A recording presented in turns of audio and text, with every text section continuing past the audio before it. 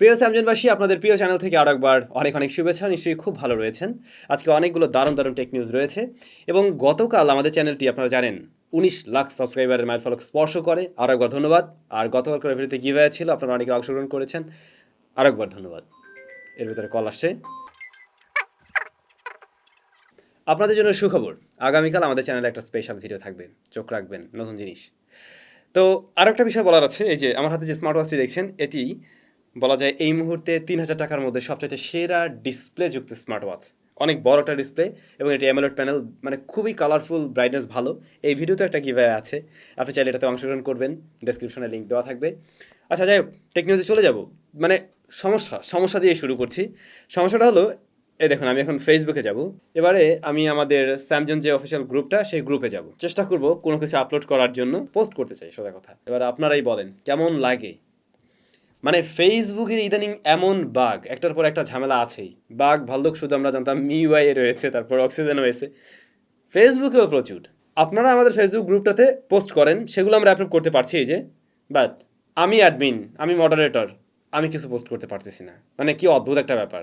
ফেসবুকের এই সমস্ত ঝামেলা আসলে খুব দ্রুত ফিক্স করা উচিত। মাঝে মাঝে এই ধরনের কাহিনী দেখা যায়। বাই দ্য ওয়ে, আগামীকাল কিন্তু সানডে। আপনাদের জানতে চাওয়ার প্রশ্নের উত্তরগুলো নিয়ে কালকে দেখা হবে আস্ক সামের পর্বে। আপনার জানতে চাওয়ার যত প্রশ্ন রয়েছে আজকের ভিডিওতে ঝটপট করে ফেলুন, কালকে দেখা হচ্ছে নিশ্চয়ই। এদিকে সাংঘাতিক নিউজ ফ্রম ইলন মাস্ক। আপনারা জানেন তিনি টুইটার কিনবেন এমন চুক্তিবদ্ধ হয়েছিলেন, কিন্তু তিনি এই চুক্তি স্থগিত করেছেন। স্থগিত করার পিছনে অবশ্যই কারণ আছে। কারণটা হলো, টুইটারে এই মুহূর্তে অনেক ভুয়া আইডি রয়েছে। এই সমস্ত ডাটা সঠিকভাবে না পাওয়া অবধি উনি ওনার এই টুইটার কেনার যে চুক্তি, সেটাকে স্থগিত করছেন। যদি এরকম হিউজ পরিমাণে ভুয়া অ্যাকাউন্টের সন্ধান পাওয়া যায়, সেই ক্ষেত্রে ডিসিশন তিনি চেঞ্জ করতেই পারেন। দাম কমতে পারে, নাও কিনতে পারেন, উনি নিজে জরিমানাও দিতে পারেন। দেখা যাক পরে কি হয়। একটু আগে আমি যখন টুইটারে ঢুকলাম, ইলন মাস্ক যখন একটা পোস্ট করছেন, সেখানে লেখা ছিল যে বোধ রোবট আর কি কাউন্ট করতে করতে মানে রাগ হয়ে যাচ্ছে, এরকম একটা অবস্থা। তার মানে প্রচুর পরিমাণে ভুয়া অ্যাকাউন্ট তারা পাচ্ছে। ভাই ব্রাদার, পোকোর upcoming smartphone Poco F4 5G স্মার্টফোনের একটা ছবি এসেছে। এটাই প্রথম ছবি, হয়তো এরকম ডিজাইনই আমরা আসতে দেখব এবং সাইজ টাইজ এমন হতে পারে। রিসেন্টলি এটা ইন্টারনেট জগতে ঘুরে বেড়াচ্ছে।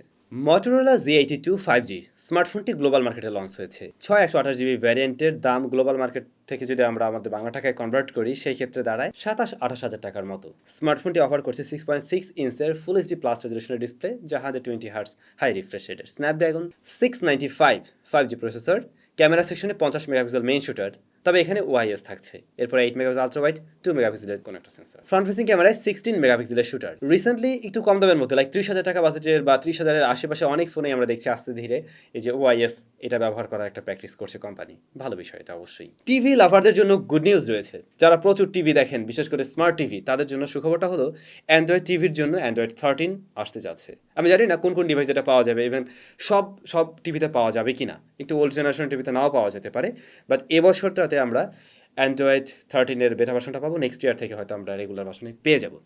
তো অ্যান্ড্রয়েড 13 আসাতে আমাদের সুবিধা যেটা হবে, পিআইপি নামে নতুন একটা ফিচার যোগ হচ্ছে। সেখানে আমরা পিকচার ইন পিকচার মোডটা পাচ্ছি। অর্থাৎ আমরা অ্যান্ড্রয়েড টিভিতে শুধুমাত্র কিন্তু এখন টিভি দেখছি বা ইউটিউব চালাচ্ছি এমন না, নেটফ্লিক্স আরও একসাথে অনেক কাজ করি, রাইট? তো একটা করলে আরেকটা করা যায় না। এবারে আপনি একটার সাথে আরেকটা করতে পারবেন, সেরকম সুবিধা থাকবে। অনেক কাজ বাজ করা যাবে অ্যাট এ টাইম। আস্তে আস্তে আমার যা মনে হয়, টিভিতে আমরা বড় রকমের একটা পরিবর্তন লক্ষ্য করব। একটা সময় যেমন এই মুহূর্তে দেখেন, কম্পিউটার বা ল্যাপটপের অনেকটা বড় জায়গা দখল করে নিয়েছে স্মার্টফোন। এটা মানতেই হবে। হ্যাঁ, আমি জানি কম্পিউটারের সব কাজ স্মার্টফোন দিয়ে করা যায় না, বাট এটাও সত্যি, শুধুমাত্র একটা স্মার্টফোন থাকার কারণে আমরা অনেকেই কম্পিউটারের কাছে কম যাই, এখন না গিয়ে পারলে যাই না। ঠিক তেমনিভাবে স্মার্ট টিভির ক্ষেত্রেও আমরা বড় ধরনের কোনো পরিবর্তন লক্ষ্য করব আগামী 2-4 বছরে। বেশ দীর্ঘদিন যাবৎ ইন্ডিয়াতে শাওমি নাম্বার 1 ব্র্যান্ড বলেই তারা আখ্যায়িত ছিল এবং নিজেদেরকে দাবি করতো, কারণ ইন্ডিয়াতে শাওমির ফোনগুলো অনেক বেশি সেল হচ্ছিল, যেহেতু ভ্যালু ফর মানি ডিভাইস তারা প্রোভাইড করতে পারছিল। বাট 2022-এ এসে চিত্রটা একটু অন্যরকম হয়ে যায়। 2022-এ স্যামসাং আবার টপে চলে যায়। প্রথম কোয়ার্টারে স্যামসাং এই মুহূর্তে প্রথম সারিতেই রয়েছে, দেন সেকেন্ড পজিশনে রয়েছে শাওমি। তবে 2022-এর প্রথম কোয়ার্টারে আমরা যদি গ্লোবাল মার্কেটে মোবাইল শিপমেন্টের কথা বলতে যাই, তাহলে টোটাল শিপমেন্ট হয়েছে 309 মিলিয়ন। আমরা যদি 2021-এর সাথে কম্পেয়ার করতে যাই, সেই হিসাবে প্রায় 12% কম শিপমেন্ট হয়েছে 2022-এ এসে। 2021 সাল, তার আগের সাল আমরা প্যান্ডামিক সিচুয়েশনের মধ্যে দিয়ে যাচ্ছিলাম। এই সময় এসে আরও বেশি সেল হওয়ার কথা, বেশি শিপমেন্ট হওয়ার কথা, রাইট? কিন্তু না, সেটা না হয়ে বরং আরও কিছুটা কম হয়েছে। তবে সারা পৃথিবীর সবগুলো দেশের মধ্যে সবচাইতে বেশি শিপমেন্ট করতে পেরেছে হচ্ছে গিয়ে চায়না, যেটা হওয়ারই কথা। ভাই ব্রাদার, আপনাদের কার কার অ্যাভাটার মুভির কথা মনে আছে? জেমস ক্যামেরনের মুভি অ্যাভাটার নিশ্চয়ই আপনারা দেখে থাকবেন। তো অ্যাভাটার মুভির একটা গেম আসতে যাচ্ছে যা স্মার্টফোনের জন্য। অ্যাভাটার গেম আমরা স্মার্টফোনে হয়তো খেলার সুযোগ পাবো। অলরেডি পিসি কনসোলের জন্য আসতে যাচ্ছে আমরা জানি, বাট আমরা স্মার্টফোনের জন্য এই গেমটা পেতে যাচ্ছি খুব শীঘ্রই, এমন লিক্স আছে। কিছুক্ষণ আগেই অনলাইন থেকে একটা লিক্স পেলাম, টেকনো ক্যামন 19 প্রো 5G স্মার্টফোনটিতে একদম ফ্ল্যাগশিপ লেভেলের প্রসেসর থাকার পসিবিলিটি আছে। কোয়ালকম স্ন্যাপড্রাগন 888+ এই প্রসেসর দিয়ে নাকি techno Camon 19 pro 5G smartphone আসবে। টেকনো তো তাহলে মানে বড় রকমের স্টেপ দেওয়ার চিন্তা ভাবনা করছে। হোক, এমন কিছু হোক, সেটাই ভালো। তাতে করে হবে কি জানেন, আমরা একটু কম দামে শক্তিশালী প্রসেসরযুক্ত স্মার্টফোন পেতে পারি। বুঝে পোকো F1 কথা মনে আছে? ওরকমটা হতে পারে আর কি। আজ আপনার এরকম হবে কিনা দেখা যাক কি হয়। ভাই ব্রাদার, আজকে টেক নিউজ এটুকুই। শুরুতে যেটা দেখাচ্ছিলাম এই স্মার্ট ওয়াচ, যারা দেখেননি মাস্ট দেখবেন, গিভওয়ে রয়েছে।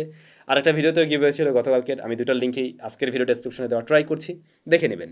এমডি ফাহিম ভাই একটা ভিডিও বানান 25 to 30K বেস্ট স্মার্টফোন নিয়ে, ক্যামেরা, প্রসেসর, ব্যাটারি। জি ভাই, এই বাজেটের নতুন ফোন, নতুন ভিডিও আসবে। তবে 25 থেকে 30 না, আমি হয়তো 25 থেকে 40ও করতে পারি। আমি ট্রাই করব ভিডিও করার জন্য। এম আরমান, শুধুই কি হার্ট রেট মনিটর করা যায়, আর কোনো ফিচার নেই এই ঘড়িতে? এই ঘড়ির কথা বলছিলেন ভাই। আমি কিন্তু ভিডিওতে বলেছি এখানে স্টেপ কাউন্টিংয়ের বিষয় রয়েছে, তারপর হার্ট রেট সেন্সর রয়েছে, ক্যামেরা শাটার বাটন হিসেবে ব্যবহার করা যাবে, মিউজিক প্লেয়ারকে কন্ট্রোল করা যাবে। যে বিষয়টা বলা হয়নি সেটা হলো স্লিপ মনিটরিং, আর হচ্ছে গিয়ে ওই যে ব্লাড প্রেশার, এই বিষয়ে। এই সমস্ত কাজ এই স্মার্ট ওয়াচটি দিয়ে করা যাবে। আমি রবিন, মোবাইল ওয়াচ নিয়ে একটা ভিডিও চাই, অর্থাৎ যে স্মার্ট ওয়াচে মোবাইল সাপোর্ট করে, মোবাইল সাপোর্ট না ঠিক, ওইটাতে সিম ব্যবহার করা যায়, পাশাপাশি হয়তো কোনো অ্যান্ড্রয়েড অপারেটিং সিস্টেম থাকতে পারে। হ্যাঁ, সেরকম ভিডিও খুব শীঘ্রই পাবেন। ওই যে টিক ওয়াচ, ওটাতে ই সিম ব্যবহার করা যায়, অ্যান্ড্রয়েড অপারেটিং সিস্টেম ওটা রান করে। তাহলে সবাই ভালো থাকুন। কালকে আজকে আমি আপনাদের সাথে অবশ্যই দেখা হচ্ছে। চটপট আপনার প্রয়োজনীয় প্রশ্নগুলো করে ফেলুন।